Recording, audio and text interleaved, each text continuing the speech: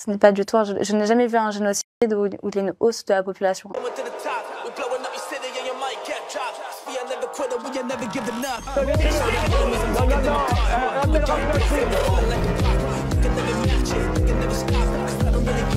Vous fumez, monsieur? Le football, il a changé. Oui, peut-être. Ouais, c'est Laurent Delamousse, bienvenue aujourd'hui pour une nouvelle vidéo et j'espère que tout le monde va bien, messieurs, dames. Aujourd'hui, on va parler de Donald Trump, on va parler de Rachida Dati, on va parler de Stéphane Plaza et de bien d'autres sujets encore. Mais avant de partir pour cette nouvelle vidéo, c'est le moment de soutenir la chaîne et moi-même en mettant votre plus gros pouce bleu, votre meilleur commentaire. On n'oublie pas de s'abonner et d'activer la cloche pour ne pas rater les prochaines vidéos. On fait le même sur la chaîne Mousse, la chaîne principale, où hier je vous ai sorti une petite vidéo avec 2 sujets à l'intérieur. Allez, check ça, le lien est en description. On me rejoint sur Instagram, sur TikTok, sur Twitch pour pas rater les lives du dimanche soir à 21h30. On va chercher à boire, manger, se malaise. Et moi, je m'occupe du reste. On a vu que sur les réseaux, ça peut aller très très vite, surtout en fonction de ce que tu dis. Et surtout quand tu parles du conflit israélo-palestinien. On l'a vu avec l'influenceuse Isabeau Delatour. Là, c'est au tour de Natania Sonia qui s'est exprimée sur le conflit, ce qui lui a valu un énorme bouillon. Extrêmement choquée de voir des candidates de télé-réalité, notamment qui étaient quelques mois, parce que moi j'ai jamais mis le pied en Israël, mais ça me regarde, j'ai mes raisons de pourquoi je n'y suis jamais allée. Mais de voir des candidates qui, c'est même pas le meurtre, comment ils appellent ça? Le génocide. Le génocide, voilà. Faut revoir la définition de génocide, c'est tout sauf un génocide. Ce n'est pas du tout. Je n'ai jamais vu un génocide où il y a une hausse de la population. Parce qu'il faut savoir qu'il y a une hausse de la population palestinienne depuis de nombreuses années, mais ça, c'est les chiffres, il suffit de les regarder. Si l'État israélien avait voulu faire un génocide, du coup, il ne pourrait pas se multiplier, il ne serait pas d'autant plus nombreux au fur et à mesure du temps. Puisque du coup, c'est le concept inverse du génocide. Donc ça n'a aucun sens. Et puis encore une fois, on est l'une des armées les plus puissantes au monde. En un claquement de doigts, et il n'y a plus rien. Ce qui n'est pas du tout la volonté, je pense, de l'État israélien. Mais bon, ça c'est mes convictions, ça me regarde. Alors vous vous en doutez, elle s'est fait atomiser sur les réseaux sociaux. En fait, il faut savoir que ce qu'elle vient de dire, ça date d'il y a 1 an, peu de temps après le 7 octobre. Donc quand elle parle de génocide, c'est avant le 7 octobre et pas maintenant. C'est en tout cas ce qu'elle explique dans sa vidéo réponse où elle vient nuancer ses propos. On est vraiment choqué, et je le redis, qu'on puisse justifier des attaques du 7 octobre qui sont inqualifiables et injustifiables. Rien ne pourrait justifier ce qui s'est passé lors du 7 octobre, bien que certains médias et certaines personnalités ont justifié le 7 octobre comme étant le résultat d'un génocide depuis des années. Or, j'ai expliqué que les chiffres démontraient qu'avant le 7 octobre, il n'y avait pas de génocide, car la population palestinienne augmentait, qui est du coup à l'encontre même du principe de génocide. Ça ne justifie pas l'oppression de ce peuple, la douleur et les morts. Je condamne fermement le Hamas, qui est une organisation terroriste, comme je condamne fermement également l'armée israélienne qui a tué des enfants, des femmes et des innocents. Je déplore aujourd'hui qu'on ne puisse plus être nuancé, que nous devions choisir un camp, là où pourtant 2 peuples souffrent. Peut-être pas de la même façon, mais le peuple israélien, je le dis et le redis, n'avait rien demandé. Pas convaincu. Sur le même sujet, il y a une bombe qui est en train de sortir en ce moment, c'est dans tous les médias israéliens. Pour lutter contre le Hamas dans la bande de Gaza, Israël financerait un groupe criminel appartenant à Daesh. On rappelle que Daesh a mené des attaques terroristes contre la France. Et vous allez voir qu'on est très loin des rumeurs. Ces informations sont confirmés par des personnes très très haut placées. À plusieurs milliers de kilomètres, une autre polémique touche autour des armes, touche directement l'État israélien, une affaire qui fait la une de tous les médias israéliens. Tout part d'une interview de l'ancien ministre de la Défense, Avigdor Lieberman, diffusée hier. פתאום מדינת ישראל מחלקת נשק לכל מיני חמולות, כמו חמולה המאשה, שאלו סלפיסטים, מזוהים עם דאעש, הם מקבלים נשק ממדינת ישראל. זה טירוף מוחלט. אני לא בטוח שזה עבר קבינט, וקבינט אישר את זה. לא ברור לי מי החליט. אז זהו, החלטה של מי זה? ושתבין, נתניהו, כמו שפעם הוא ניסה לבנות משקל נגד רשות הפלסטינית חמאס, עכשיו הוא בונה את דאעש כמשקל נגד חמאס בתוך רצועת עזה. Après cette sortie de Lieberman, plusieurs médias israéliens ont confirmé qu'Israël fournissait des kalachnikovs à des groupes djihadistes au sein de la bande de Gaza. Une opération approuvée directement par Benjamin Netanyahou sans en informer le cabinet de guerre. Le premier ministre de l'État hébreu a contre-attaqué en confirmant ces informations. ליברמן פרסם מידע ביטחוני סודי לצרכים פוליטיים, התייחסותך? זה חמור מאוד, כי מה ליברמן הדליף? מה הוא הדליף ופרסם? שבצד גורמי הביטחון אנחנו הפעלנו חמולות בעזה שמתנגדות לחמאס. מה רע בזה? זה רק טוב, רק מציל חיים של חיילי צה"ל. והפרסום של זה הפרסום שזה עושה טוב רק לחמאס. Le groupe en question serait celui du chef de gang Yasser Abou Shabab. Il est à la tête d'une milice locale censée protéger la nouvelle distribution de l'aide humanitaire. Ce gang aurait en réalité organisé ces derniers mois des pillages de convois humanitaires alors que l'aide humanitaire n'arrive plus à Gaza depuis début mars. Jean-Yves Le Drian a exprimé sa colère et son émotion ce matin. On a dépassé les limites de l'inacceptable. Le fait d'utiliser l'arme humanitaire, l'arme de la famine comme un outil d'action militaire est absolument dramatique. Je pense que Netanyahou, par sa politique, aboutit au fait qu'Israël aujourd'hui est un peu au bord de l'abîme si ce pays est en faillite morale.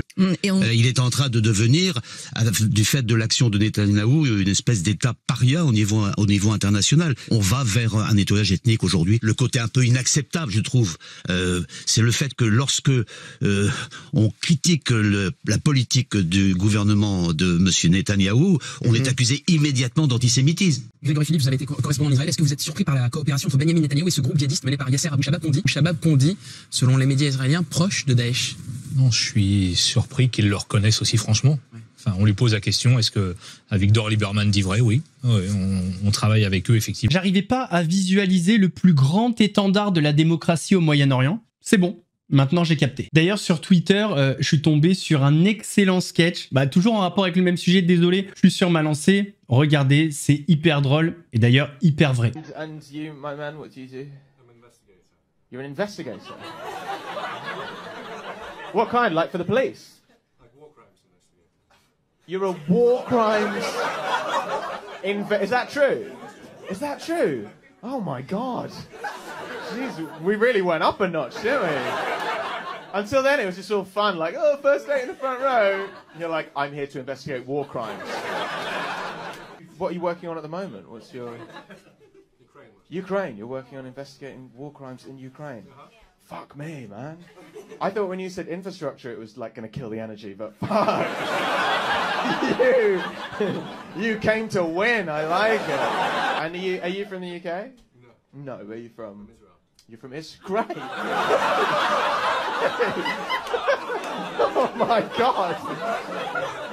Jesus Christ. Of all the places you could have said, you're a war crimes investigator from Israel looking at Ukraine. I think the call may be coming from inside the house.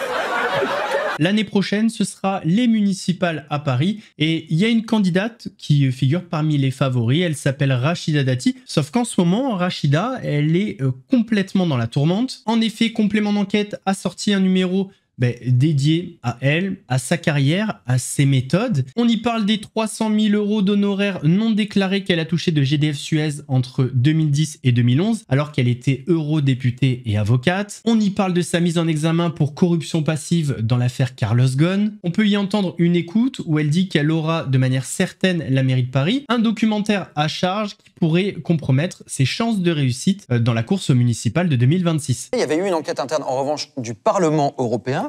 Et on a contacté son président de l'époque, le socialiste Martin Schulz. Il avait été interrogé l'année dernière par nos collègues de BFM TV et il avait raconté son entrevue de l'époque avec Rachida Dati. Écoutez.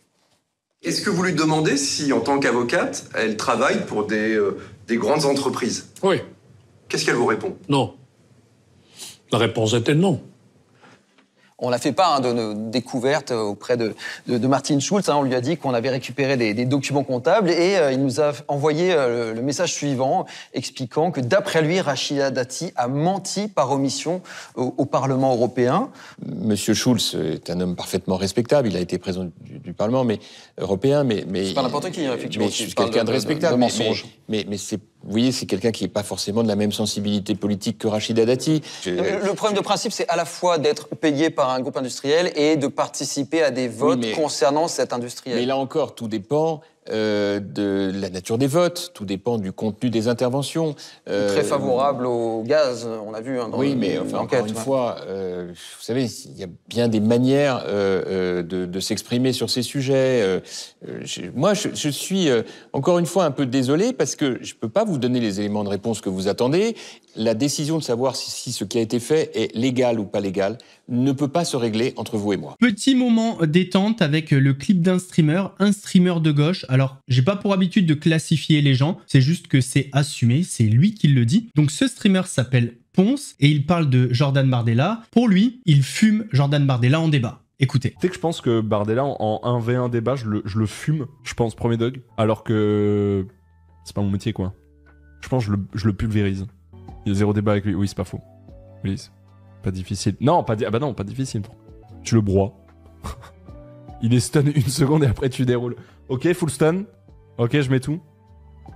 Un enfant de 5 ans le fait aussi. Non, mais n'abusez pas non plus. N'abusez pas non plus. Quoique. En même temps, Ponce Bardella n'arriverait pas à être délégué de classe de CE2. Mais arrêtez. Respectez quand même les élus de la République, quoi. Je rigole. Les élus de la République. Ah! Il est quand même au Parlement européen, malheureusement. Il est au Parlement européen, oui, enfin bon, le peu de fois où il parle, il se fait remballer par tout le monde parce qu'il sait pas de quoi il parle. Ah, c'est un sketch, lui, pour le coup. C'est un vrai sketch. Il y a encore des gens qui votent pour lui. Hein. C'est pas comment. C'est un truc de fou. C'est un truc de fou. Bref, pas de politique sur cette chaîne, bien évidemment. Après, là, tu me diras, c'était pas de la politique, là. C'était pas de la politique, là. C'était juste du pure people. La classique. Il y a quelques jours, Christophe Beaugrand a vécu un moment traumatisant, un homejacking. Et en fait, sur le plateau d'Europe 1, dans l'émission On marche sur la tête, qui était avant présentée par Cyril Hanouna et maintenant présentée par le pédophile notoire Jean-Marc Morandini. Ouais. Alors vous dites comment c'est possible, comment il peut arriver sur Europe 1. Europe 1, groupe Lagardère, actionnaire principal du groupe Lagardère, Vincent Bolloré. Vous avez capté? Bon bref, et sur le plateau, il y a Fabien Lecoeuvre qui vient presque remettre la responsabilité sur les célébrités. Écoutez. Que ce soit Vita, que ce soit Bruno Guillon, que ce soit toutes ces personnalités de la télé ou même les footballeurs, il y a quand même un dénominateur commun à ces agressions, c'est les réseaux sociaux. C'est-à-dire que c'est des personnalités publiques qui mettent beaucoup trop de choses, à mon goût, sur les réseaux sociaux pour étaler leur vie de famille, pour étaler leur bonheur, quelque part, parce que ça fait rêver, parce que c'est un peu aussi leur panoplie quand on est un personnage public. Et je pense qu'aujourd'hui, ces personnalités, en tout cas majeures, sont victimes absolument de ces agressions qui sont devenues, qui sont des agressions barbares. Je sais pas si c'est le bonheur qui provoque les agressions. Moi, je crois que plutôt c'est quand on montre une belle voiture, quand on montre l'argent, quand on montre une belle montre, parce que le fait de se montrer heureux, je suis pas convaincu que ce soit ça qui provoque oui, mais agressions. Heureux avec une maison, avec piscine. Vous savez, j'ai regardé tous les comptes de Christophe Beaugrand, avec qui je suis ami sur les réseaux, par exemple. Mais alors on le voit poser avec son mari, avec l'enfant. Alors l'enfant, il est toujours protégé avec des yeux, etc. Floutés. Oui, c'est ça. Ou alors de dos, etc. Mais enfin, ils étalent un certain confort dans la vie. Alors encore une fois de plus, hein, moi ça me dérange pas et des millions de gens ça dérange pas, mais il y a quelques-uns que ça peut déranger. Oui, mais en même temps le public le réclame. Vous vivez de ça en plus, vous Fabien? Je suis un peu surpris que ce soit vous quand même qui critiquez. Oui, mais vous vivez de la vie des stars et de ce qu'exposent les stars et vous êtes en train de dire oui, finalement c'est pas très bien. Mais on peut s'exposer. On peut s'exposer. Non mais aller pointer à Pôle Emploi. Hein. Non mais on peut s'exposer. Il y a différentes manières d'exposer les stars. Ouais. Je pense qu'il faut savoir mettre quand même un cordon rouge à un moment donné, là où il faut pas aller. Faut pas se montrer chez soi avec des montres d'un certain prix, avec des tableaux derrière vous d'un certain prix. C'est-à-dire le luxe peut commencer à inciter finalement une agression. Et puis dites-vous bien que le homejarking, pourquoi ça s'est vraiment développé? Pas jerking, hein, jerking c'est une danse. Qu'est-ce que j'ai dit? Non, pas jacking. Homejacking. Parce que le homejacking, en fait, c'est vraiment développé à mon sens. Pourquoi? Parce qu'il n'y avait pas ce genre d'agression il y a encore même une trentaine d'années. Parce qu'aujourd'hui, on a développé les barreaux aux fenêtres, les portes blindées, les alarmes, les caméras, parce que depuis à peu près une quinzaine d'années, on peut plus aller chez les gens, on peut plus rentrer quand ils sont pas là. Donc qu'est-ce qui se passe? On vient, quand ils sont là maintenant, on sait qu'ils ouvrent la porte, les types sont déguisés en postiers, en pompiers, en tubes de l'EDF, ils viennent même le jour, hein. Le homejacking existe aussi le jour. En fait, à une époque, j'étais d'accord avec lui. Et en fait, je me suis rendu compte que de toutes les personnes que je connaissais autour de moi qui se sont fait cambrioler, aucun n'était riche. Encore la semaine dernière, dans l'immeuble à côté de chez moi, il y a eu un cambriolage. C'est une femme qui avait pas d'argent. Voilà, ils lui ont piqué ses bijoux, etc.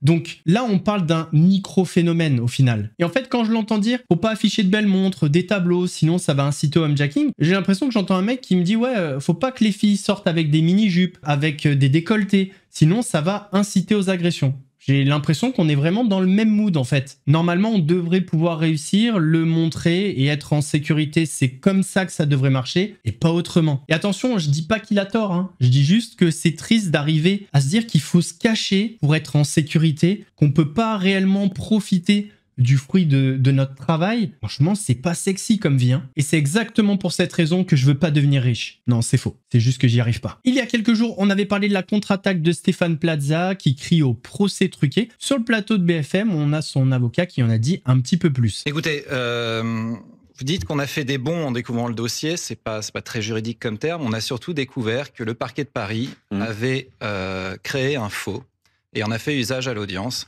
C'est-à-dire que il y avait cette première procédure pour cyberharcèlement qui avait été initiée bien avant les accusations de Mediapart, sur la base desquelles le parquet de Paris s'est autosaisi. 2 procédures d'enquête ont été menées conjointement, celle pour violence et celle pour cyberharcèlement. Et il se trouve que la procédure pour cyberharcèlement a permis d'identifier formellement, sur la base des données de connexion, des réquisitions qui ont été adressées à Meta et ensuite d'aveux. Meta, c'est la maison mère d'Instagram. Voilà. D'aveux que, en réalité, les accusatrices de Stéphane Plaza étaient également impliquées dans le harcèlement qui durait depuis 2 ans. À ce moment-là, on a découvert, et ça on a pu le découvrir qu'après son procès, le parquet de Paris a 2 jours avant son procès, puisque manifestement le dossier se dégonflait, a fait un faux, c'est-à-dire un classement sans suite, qui est motivé, le classement sans suite doit être motivé de manière très stricte, c'est la loi qui le prévoit, motivé par le fait que les auteurs des cyberharcèlements n'auraient pas été identifiés.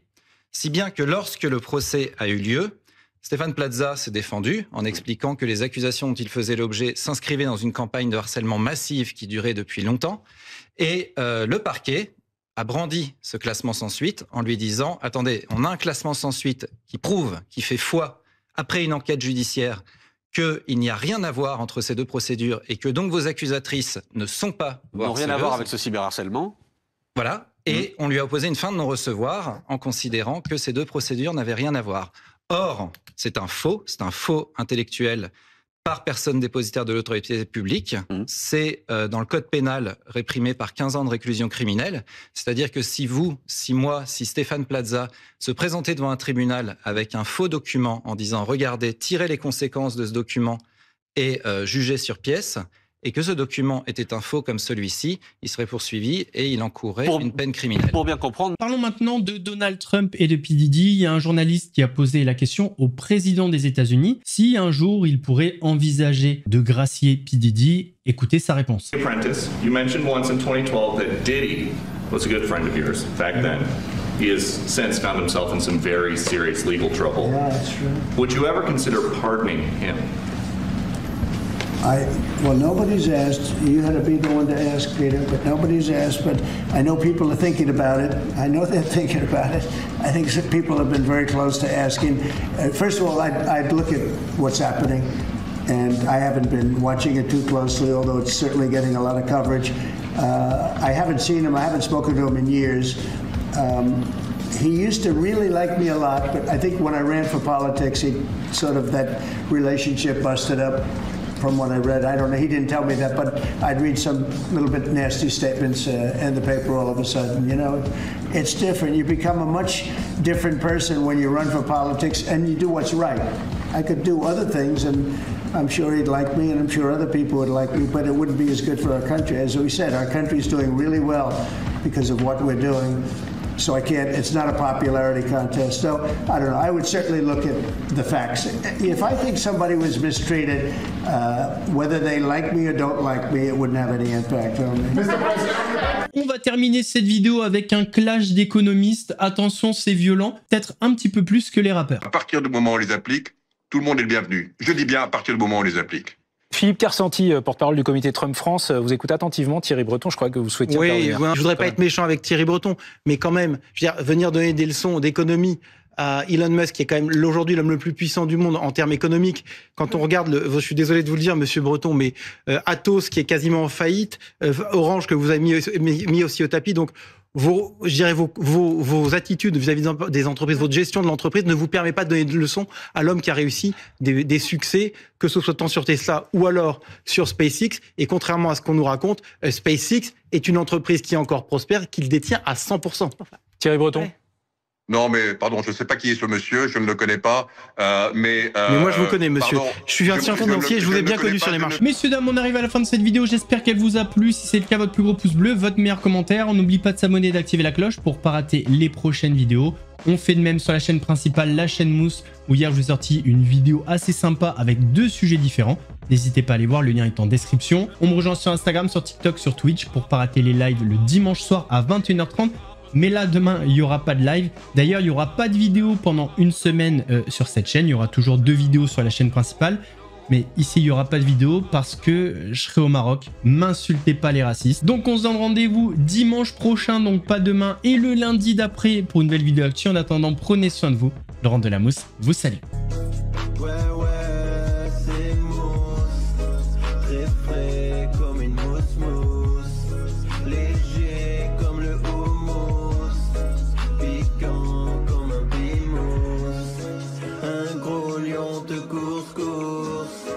Tu cries, t'as la fausse